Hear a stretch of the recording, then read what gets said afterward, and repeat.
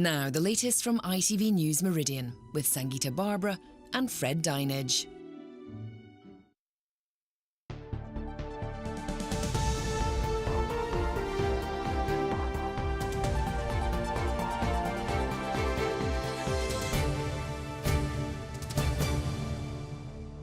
Good evening and welcome to ITV News Meridian. Tonight's headlines here in the south.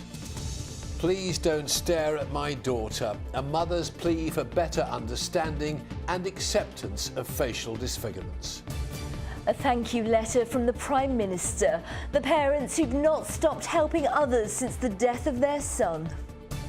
Remembering Carla Lane, the Sussex writer and animal rights activist who's died aged 87. And in it together, we're with the synchronised swimming duo who've just found out they're going to the Olympics.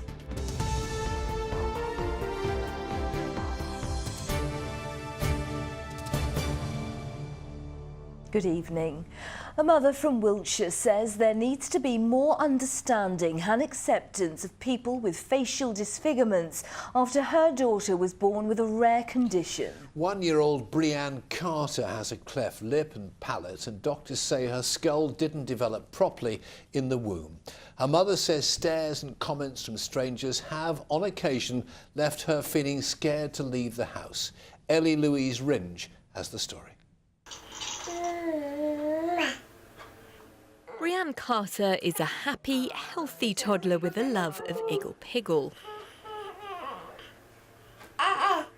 Before she was born, her parents had been told she had a cleft lip and palate, but they had no idea how serious her condition was. When she was born, obviously the cleft lip was very clear in the palate, and her skull was an abnormal shape, and her eyes were very widely spaced apart. At the time, I just naively thought it was all part of the cleft condition, and it wasn't until a few days later that the doctor said it could be a little bit more complicated than just a cleft. Ready? In fact, Brianne has craniofrontonasal dysplasia, a condition as complex as its name suggests. It's so rare there were just 3 other people diagnosed with it last year. She's already had 2 operations to repair her cleft lip and palate, and in June she'll undergo surgery to reset the bones in her skull. She's coped really well, actually, much better than me. She just seems to, within a few hours of being out of surgery, she's happy and playing and just back to normal, really.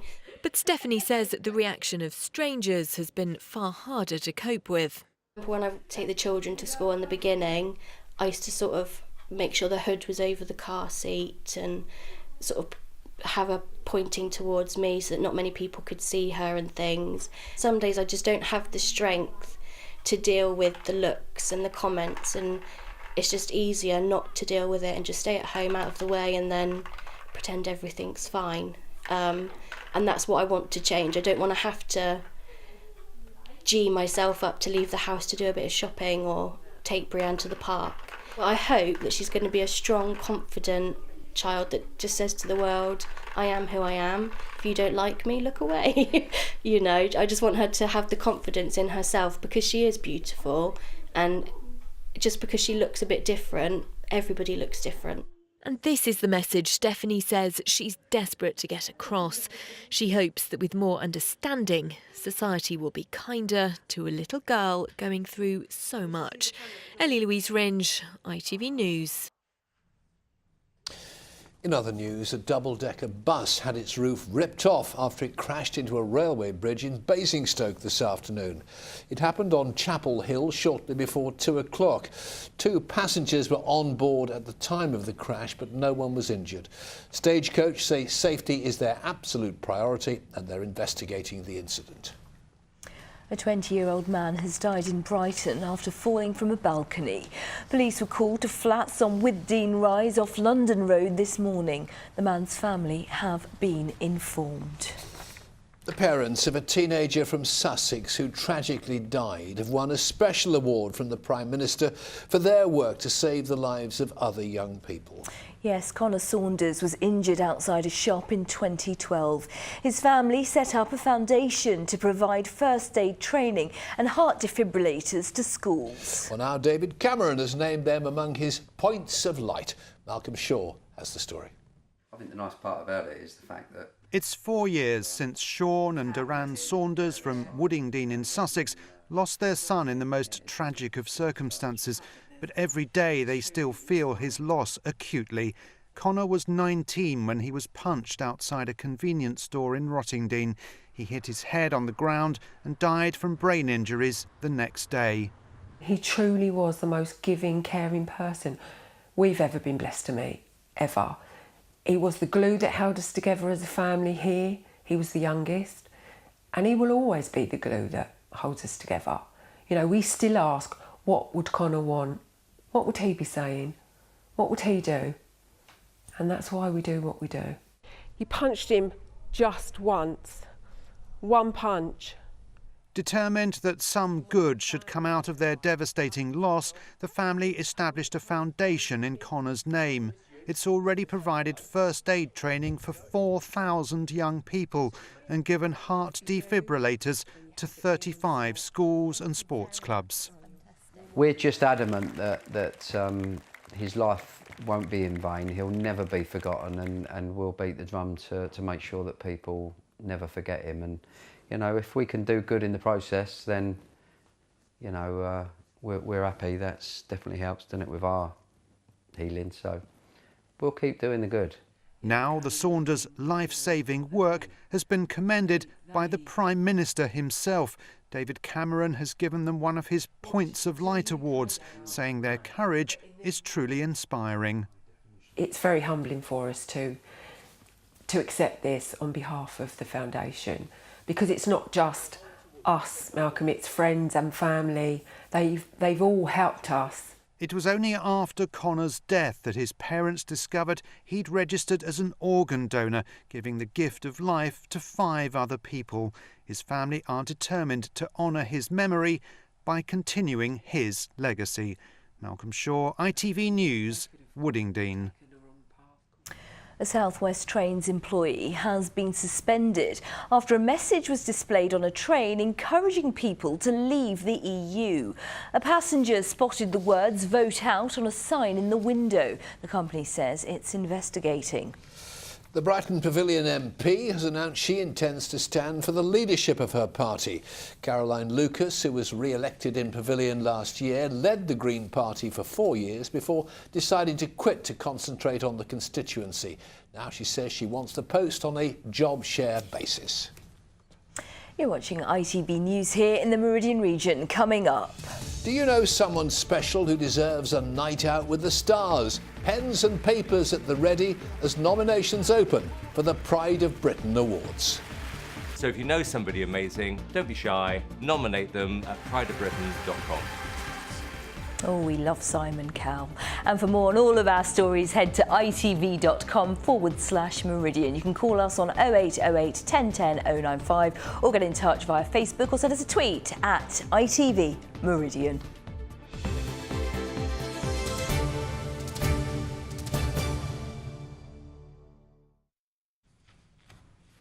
Carla Lane has been remembered by her friends and family as a wonderful writer, campaigner and animal activist. She died last night at the age of 87. Yes, she became famous for her television comedies, The Liverbirds, Butterflies and Bread. In the 1970s, 80s and 90s, they attracted huge audiences, depicting the trials and tensions of family life. But it was her tireless campaigning for animal rights from her home in Sussex that she became best known in later life for.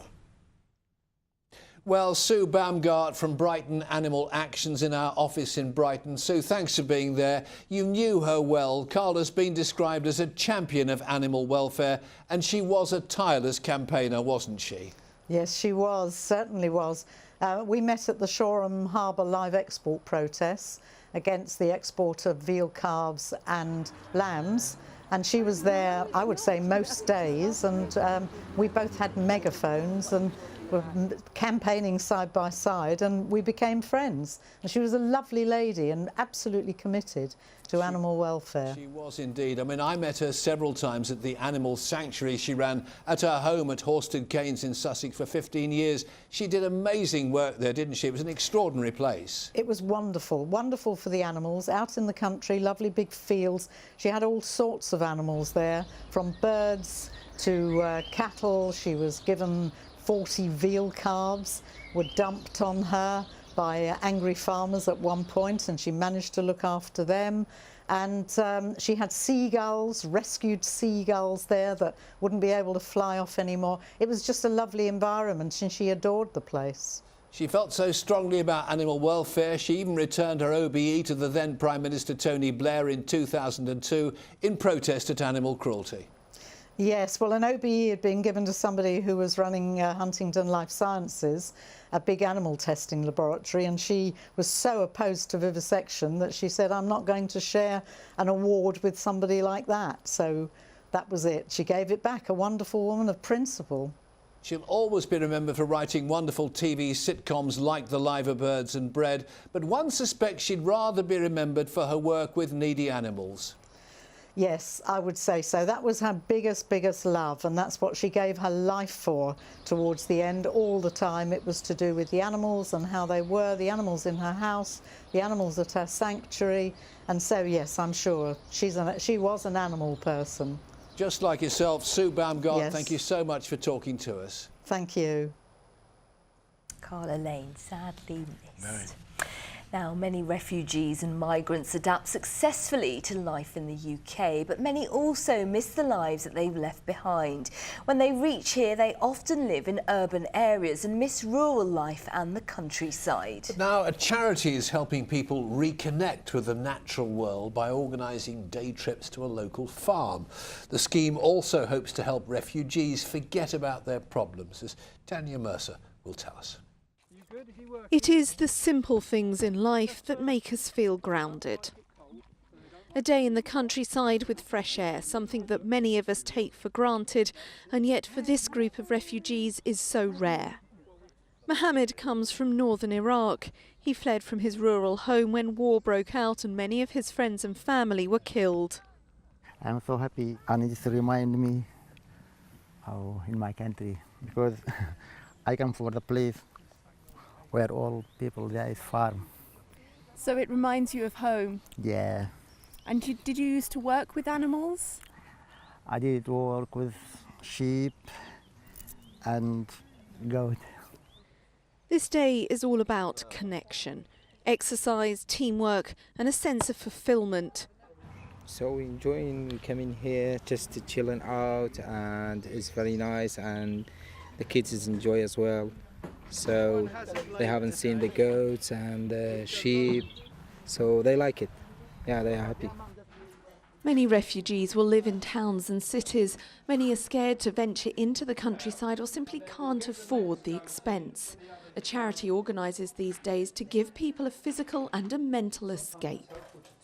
We look around us today at the smiling faces and you see what benefit it has to people. It gives them a break from the worries, the memories, the difficult experiences. Some of them still have uncertain futures, and so this can be a really welcome relief. After more chopping, milking and collecting eggs, it's time to prepare some food. And then a well-earned lunch. It's about the experience that they're going to enjoy. Obviously there's been a huge amount of disruption in their lives, and what we're offering here is an opportunity helping me with the animals and hopefully enjoying what they see and feeling motivated and inspired. Each of these people from many different parts of the world have found themselves here after fleeing their homes because of war, terror and horrific atrocities. Today provides them with simple pleasures, friendship, perhaps a reminder of home, or just a sense of a day well spent. Tanya Mercer, ITV News. Lovely idea. Meanwhile, a one-year-old dog who was snatched in the middle of the night from his home in Buckinghamshire has been found nearly 200 miles away, wandering the streets of Manchester. Well, burglars were caught on CCTV trying to break into a house in Aylesbury the night Paddy went missing. His owners put out an appeal on social media and were overwhelmed with the response. Penny Sylvester takes up the story. Paddy is back in Aylesbury, apparently none the worse for his 3-week ordeal. His owners had arrived home from a night out to discover they'd been burgled. There's that initial shock, you open the door, you know something's wrong. Couldn't find the dog anywhere, so there was the double blow, I guess, of someone trying to invade your privacy, but then opening the door and realising that the dog has also been stolen. A neighbour's CCTV camera captured 2 men trying to break into cars and property in the Beresfield area of the town. The police believe Paddy may have gone outside to investigate, and when the burglars failed to get into the homes, they snatched the terrier instead. People say it's only a dog, but it's not until you get somebody who's such an integral part of the family, and then it's taken away. There was something missing in the house. There was a hole in the house, and everybody felt it. And then came the phone call they'd been hoping for. It came from Manchester. His dog chip had revealed his name and address. And as soon as the guy opened the gate, Paddy obviously remembered us, and he came rushing out.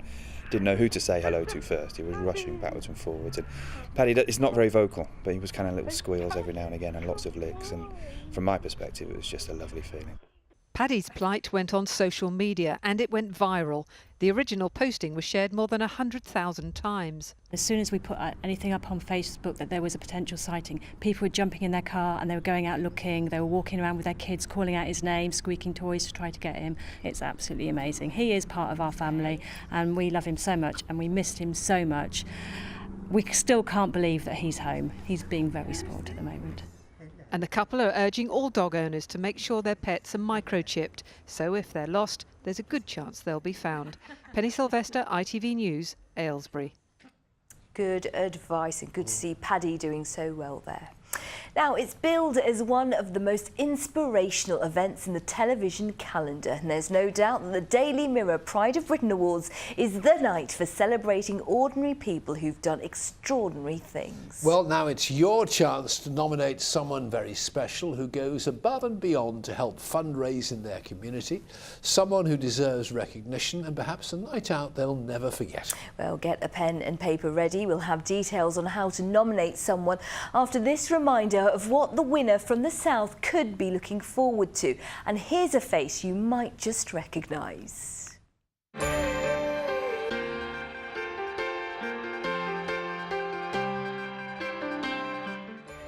Hello, I'm Chris Chattel and I play Eric Pollard in Emmerdale. Now, Pollard can be a nasty piece of work, but I'm nothing like him, so I'm going to be really nice and ask you to think about rewarding a star in your community, someone who could be walking down the red carpet alongside some of the country's biggest names.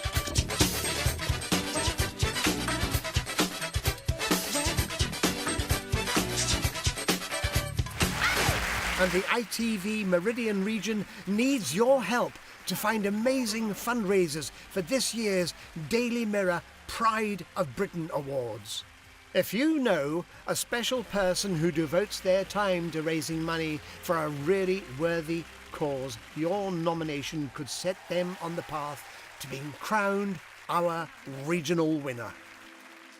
From there, it's on to the star-studded National Awards ceremony in London. Our regional winner and a guest will enjoy a night they'll never forget alongside A-listers from entertainment and the world of sport. You are one very inspirational young man. You're awesome, okay?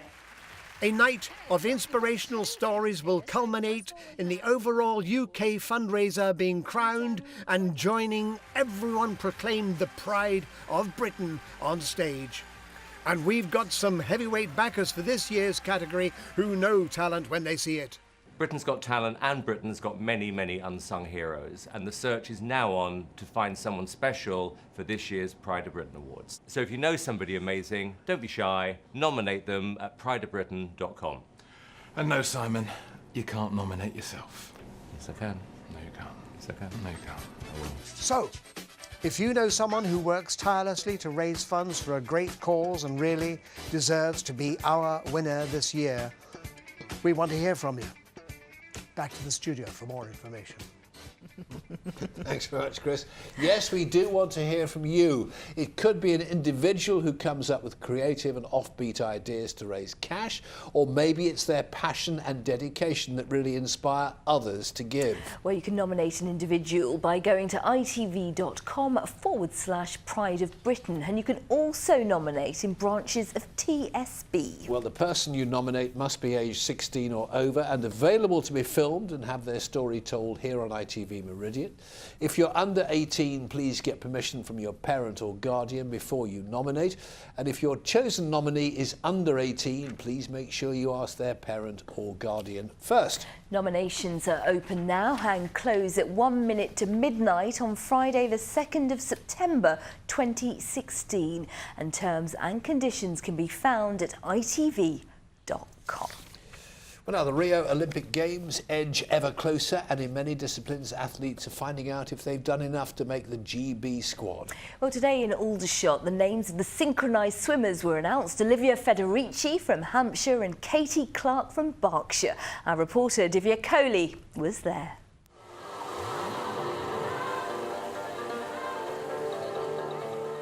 Powering through the water, Olivia and Katie make synchronised swimming look easy.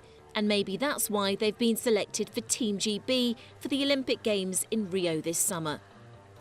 The pair will compete in the duet event after securing their place. They're training for 8 hours a day, 6 days a week. That includes gym work and speed swimming. It's such a mind battle sometimes with yourself. I mean, you really have to push yourself physically and mentally, but I mean, it's all worth it when you see improvements. So I mean, since the beginning of the year, we've made such big improvements with our scores and stuff. So we've been really pleased, and we're just looking to keep pushing now until Rio because we've got a lot more left in us. Olivia and Katie have been selected to represent Great Britain at the Rio Olympic Games. They train right here in Aldershot, and from what we've seen this afternoon, this requires time, focus and determination. Both took a break after London 2012 and the World Championships in 2013, retiring to do other things, but returned to the sport late last year. And whilst they're in the water, they've much to think about. You've got the counts and your moves, you're thinking about each other. Everyone moves slightly differently, so you're always slightly, you've got counts, but you're watching where the other person is. And all this, you have to make it look effortless, while the lactic acid is like paralysing your body. It has to, by the end, you have to look like, it's easy, it's a walk in the park, which it's not. It's repetitive. The girls have to stop and start to make sure the routine is just right. I'm trying to really focus on getting everything as perfect as it possibly can be. And when I say perfect, I mean it needs to be completely synchronized. It needs to be exactly the same level on the leg. They need to be looking in the same direction, sculling the same way. They need to be really focused on their distance from each other. So they're not getting too far apart and then coming back together and being too close so they don't hit each other. Olivia and Katie are Team GB's only representatives in synchronised swimming at Rio, so a lot of pressure to get high scores. But receiving their selection letters today is certainly a massive motivation. Divya Kohli, ITV News, Aldershot. Brilliant. Good luck to them. Meanwhile, hundreds of people of all ages headed to St Mary's Stadium in Southampton today, not to watch football, but to try to break a Guinness World Record for seated exercise. Well, sadly, they couldn't beat the current total of 481, but the Saints Foundation say they did succeed in showing how much their seniors project is achieving for over 65s locally by encouraging socialising and demonstrating exercises. Which are the best ones? All of them. Yeah. The arms, the legs, everything, can sit to stand, a lot. Yeah. A lot of older people spend large periods of their time sat in their houses not speaking to anyone. We get anecdotally from a lot of our clients saying that the only time they ever speak to another person is when they come to our classes. And the other side of it is it's important to stay active. Doesn't matter how old you are, you can still stay active even from a seated position. And talking of world records, the footballers who completed the longest ever match have raised £35,000 for good causes. Brilliant. Yep, 36 players took part in the game, which lasted 108 hours at Lancing College. It was organised in memory of 3 players, 2 who died in the Shoreham airshow crash. The money will be used to create a memorial in their memory and the rest going to charity. So, will today break the record for the most miserable start to June ever? Let's be positive and see if things are about to look up. Amanda Houston has your forecast.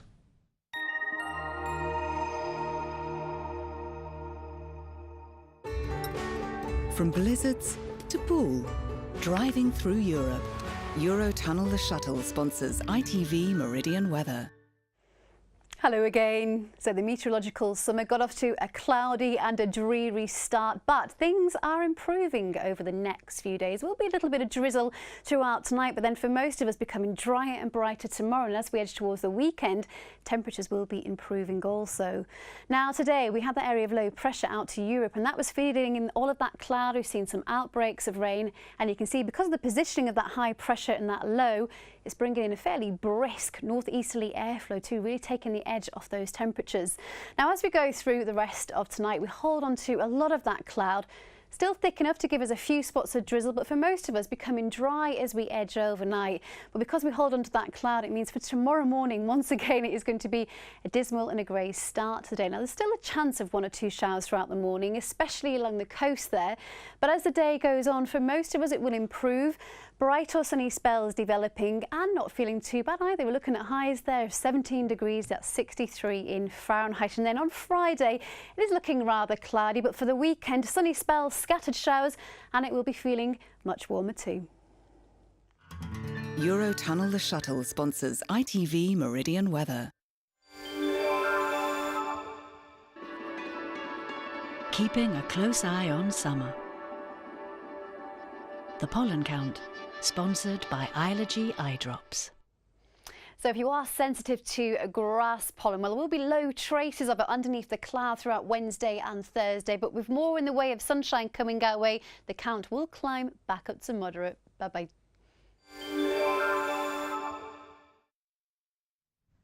And coming up next, it's the ITV Evening News with Alistair Stewart and Charlene White. Sangeeta's got our late news, well worth a watch. But for now, from the team here at ITV Meridian, thanks very much for watching. Take care. See you later. Bye-bye. Bye-bye.